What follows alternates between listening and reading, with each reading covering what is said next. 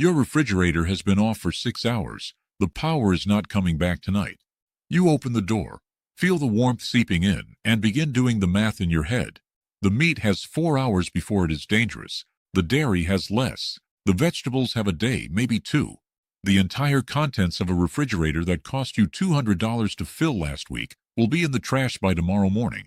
And there is nothing you can do about it because the ice you meant to buy is sold out at every gas station within 20 miles because 50,000 other households lost power at the same time. Now, here is the sentence that should change how you think about every blackout for the rest of your life. Your body keeps itself cool without electricity. It has been doing it since the day you were born. Your skin sweats. The sweat evaporates. The evaporation absorbs heat from your skin. Your temperature drops. You have been walking around with a biological cooling system built into your body that runs on nothing but water and air. And it has kept you alive in 100-degree heat without a single watt of electricity for your entire existence. And for 3,000 years, every civilization from Egypt to India to Nigeria used that exact same physics to keep food cold. Not cool, cold. Up to 40 degrees Fahrenheit in the middle of a desert. Without ice, without electricity, without any mechanical component whatsoever. The device is called a zeer. It is two clay pots, one inside the other, separated by wet sand, covered with a wet cloth. The water in the sand evaporates through the porous outer pot. The evaporation pulls heat from the inner pot. The food inside gets cold, not room temperature, cold, measurably, verifiably cold enough to slow bacterial growth and preserve vegetables for up to 3 weeks and perishable food for 72 hours or more. Total cost, $2 to $4 in materials from any garden center. Total electricity required, 0. Total moving parts, 0. And the $700 billion global appliance industry has spent a century making sure you believe that cold food requires a compressor, a condenser, a refrigerant, and a monthly electric bill. Welcome to Camping Secrets. If these stories matter to you, the subscribe button and the bell are the best way to make sure this knowledge survives. This is where we dig up what the industry buried. Now let me take you back to 2500 BC, because the evidence of this technology is literally painted on the walls of ancient Egyptian tombs, and the man who brought it back from the dead won one of the most prestigious innovation awards on the planet for doing nothing more than remembering what his grandmother already knew. In the Old Kingdom of Egypt, approximately 2,500 years before Christ, tomb frescoes depict servants fanning large clay water jars. For decades, archaeologists interpreted these images as simple scenes of daily life, servants cooling water for their masters. But the physics tells a different story. The fanning was not for comfort. It was for cooling. The increased airflow over the porous clay jar accelerated evaporation from the jar's surface. The evaporation drew heat from the water inside. The servants were operating a refrigeration system. These porous clay jars still exist in Egypt today. They are called zeer from the Arabic word for large jar. The same design, the same physics, the same clay, unbroken for 4,500 years. In the Indus Valley Civilization, around 3000 BC, archaeologists discovered large earthenware pots believed to have been used for both storing and cooling water using evaporative principles. In India, clay water pots called matkas, garas, and surahis have been used to cool drinking water for thousands of years and are still in daily use across the subcontinent today. In Spain, the botillo, a porous clay container, has been cooling water using what the Spanish call the botillo effect for centuries. In Persia, massive underground chambers called yakchuls stored ice harvested from mountains and used thick insulating walls and evaporative cooling to keep it frozen through summer. Every hot civilization on Earth, independently, arrived at the same solution. Wet porous clay cools what is inside it. That is not a coincidence. It is physics operating identically across every culture that had access to clay, water, and air. Here is the thermodynamics that every appliance manufacturer hopes you never learn. Evaporative cooling is one of the most powerful passive heat transfer mechanisms in nature. When liquid water changes phase from liquid to vapor, it absorbs energy from its surroundings. This is called the latent heat of vaporization. And for water, it is enormous. Every gram of water that evaporates absorbs approximately 540 calories of heat energy from whatever it was touching when it vaporized. In a zeer pot, The outer clay pot is porous. Unglazed terracotta has millions of microscopic pores that allow water to seep through the wall from the wet sand layer inside the gap between the two pots. When that water reaches the outer surface of the exterior pot, it is exposed to air. If the air is dry and moving, the water evaporates. As it evaporates, it pulls 540 calories per gram from the clay wall. The clay wall cools. The cool clay wall conducts heat away from the sand. The sand conducts heat away from the inner pot wall. The inner pot wall cools. The food inside the inner pot loses heat to the cold inner wall. The cycle is continuous and self-regulating. As long as the sand is wet and the air is dry, the evaporation continues and the inner pot remains cold. No compressor, no refrigerant, no thermostat, no moving parts. Just water changing phase and pulling heat with it as it goes. How cold can it get? In dry climates with relative humidity below 40%, a properly built zeer pot can reduce the internal temperature to 15 to 20 degrees Celsius below the ambient air temperature. In a dry desert environment at 100 degrees Fahrenheit, the inner pot can reach 60 to 65 degrees Fahrenheit. Under ideal conditions with good airflow and very low humidity, researchers have documented internal temperatures as low as 40 degrees Fahrenheit, which is the same temperature as a standard household refrigerator. And the results on food preservation are not theoretical. In field trials across Nigeria, tomatoes stored in a zeer pot lasted 21 days compared to 2 to 3 days at ambient temperature. Eggplants lasted 27 days instead of 3. Peppers, okra, and leafy greens showed similar dramatic extensions. Fresh produce that would rot in 2 days in the African sun survived for weeks inside 2 clay pots in wet sand. This is the knowledge that was nearly lost. And the man who saved it deserves to be as famous as any inventor in history. In the 1990s, a Nigerian university lecturer named Muhammad Ba Abba, who came from a family of clay pot makers in the desert region of northern Nigeria, saw that rural families were losing enormous quantities of food to spoilage because they had no access to electricity or refrigeration. Farmers would harvest crops and then have 48 hours to sell everything before it rotted. Women walked miles to market every day because they could not store food overnight. Girls were pulled from school to sell produce before it spoiled. Ba Abba spent 2 years experimenting with materials, testing different insulating layers between nested clay pots.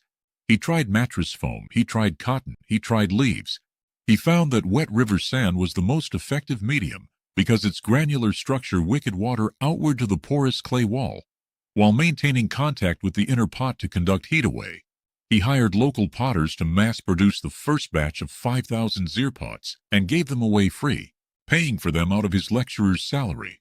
He then created an educational campaign tailored to illiterate village populations, recording a play performed by local actors demonstrating the zeer's benefits and projecting it onto the walls of houses in the evenings when workers returned from the fields.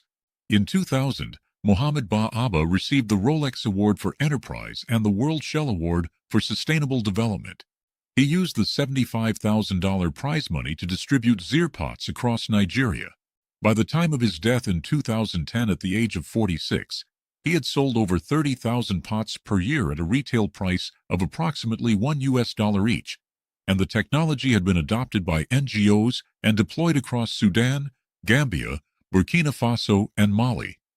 One man from a family of potters, using knowledge his grandmother practiced, solved food preservation for hundreds of thousands of people in the developing world. And the method he used was 4,500 years old.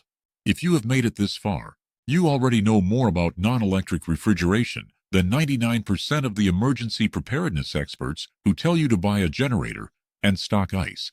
Subscribe and share this with every person you know who lives in a region where hurricanes, tornadoes, ice storms, or heat waves knock out power and fill trash cans with hundreds of dollars of spoiled food. Now here is exactly how to build one. And the method works anywhere the air is reasonably dry, which includes the vast majority of the United States during a cold weather power outage when indoor humidity drops dramatically from furnace heating or from simply being cold. Step 1. Acquire 2 unglazed terracotta pots of different sizes. The inner pot should be approximately 6 to 8 inches in diameter. The outer pot should be approximately 10 to 14 inches in diameter. Both must be unglazed and porous.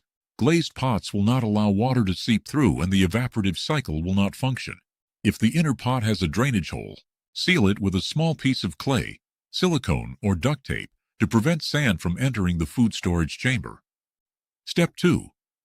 Place a layer of coarse sand, approximately 1 to 2 inches deep, in the bottom of the larger outer pot. This elevates the inner pot and creates a sand gap beneath it. Step 3. Center the smaller pot inside the larger pot, sitting on the sand layer. The tops of both pots should be approximately level with each other. Step 4. Fill the gap between the two pots with sand. Pack it gently but firmly. Leave approximately 1 inch of space below the rim of the outer pot. Step 5.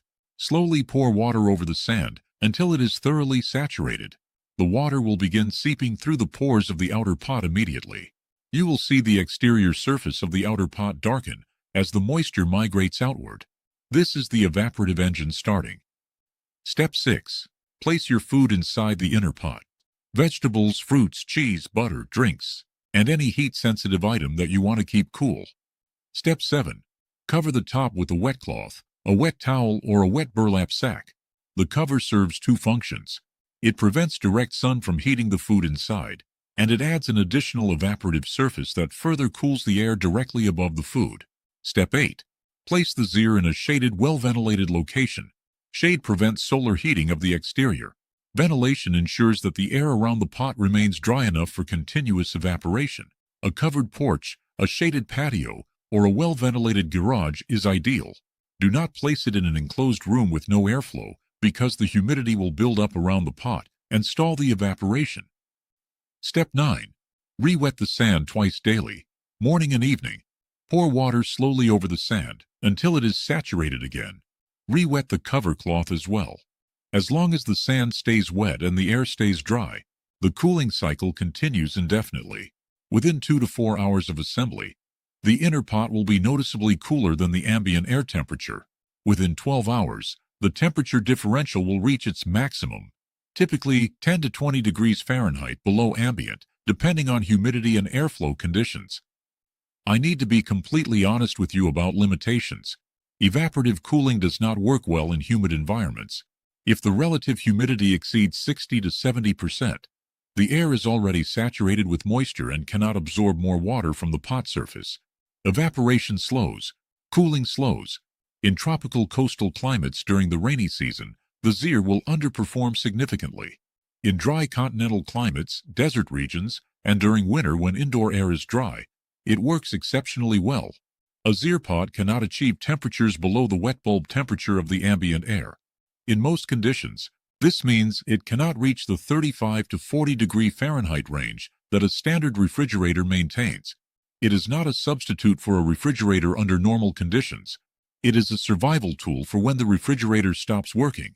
It will not keep meat, raw fish, or dairy products safe for extended periods.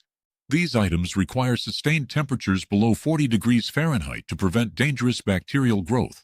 The zeer is most effective for vegetables, fruits, beverages, butter, eggs, and condiments, items that benefit from cooling but do not require true refrigeration temperatures. Do not use glazed or painted pots. The entire mechanism depends on water passing through the porous clay wall. Any sealant on the exterior of the outer pot will block evaporation and disable the system. And one detail that will save hundreds of dollars of food during your next extended power outage. Before the outage happens, before the storm hits, before the grid fails, fill every empty space in your freezer with water bottles. Frozen water bottles are thermal mass. A full freezer maintains safe temperatures for 48 hours without power. A half-full freezer maintains them for 24 hours. The water bottles fill the empty airspace that would otherwise warm up rapidly. When the power goes out, transfer the most perishable items from your refrigerator into your packed freezer immediately. The frozen mass buys you 48 hours. Then, when the freezer begins to warm, transfer the remaining perishable produce into a zeer pot you have already assembled and placed in a ventilated shaded area. Freezer thermal mass buys you 48 hours. The zeer pot buys you 72 more. That is 5 days of food preservation without a single watt of electricity, without a bag of ice, and without a $3,000 generator that needs gasoline you cannot buy, because the gas station's pumps are electric too. The Egyptians knew this 4,500 years ago. The Indians knew it 5,000 years ago. Muhammad Ba-Aba knew it in 1995 and spent his salary giving the knowledge away to families who needed it to survive. The physics have not changed. The clay has not changed. The latent heat of vaporization of water has been exactly 540 calories per gram since the first molecule of water evaporated from the first puddle on Earth. A $700 billion appliance industry depends on you believing that cold requires electricity. A $7 billion generator industry depends on you believing that a power outage means helplessness. And every bag of ice that sells out in 30 minutes during a storm depends on you never learning that 2 clay pots and a bag of sand perform the same function that your body has been performing since the day you were born. Sweat cools you, water cools clay, and clay keeps your food cold while the grid is down and the ice is gone, and the generator is out of gas. And the appliance industry watches from the sidelines because their product requires the one thing the emergency took away. That next blackout does not have to mean a trash can full of spoiled food. It does not have to mean choosing between eating everything in 2 days or losing everything by day 3. It does not have to mean $200 in groceries rotting while you wait for a utility company to restore a service that 2 clay pots never needed in the first place. 2 pots, sand, water, a wet cloth, and 4,500 years of physics that the modern world forgot because someone plugged in a compressor and told you there was no other way. There was always another way. There has been another way since the pharaohs, and it costs $2. If this vault changed how you prepare for the next power outage, subscribe and share this video right now. Every share puts this knowledge in front of someone who will throw away $200 in food during the next storm because nobody told them that the answer has been sitting in the garden section for the cost of 2 clay pots and a bag of sand. Every subscription keeps this channel digging deeper into the vaults they thought were sealed forever.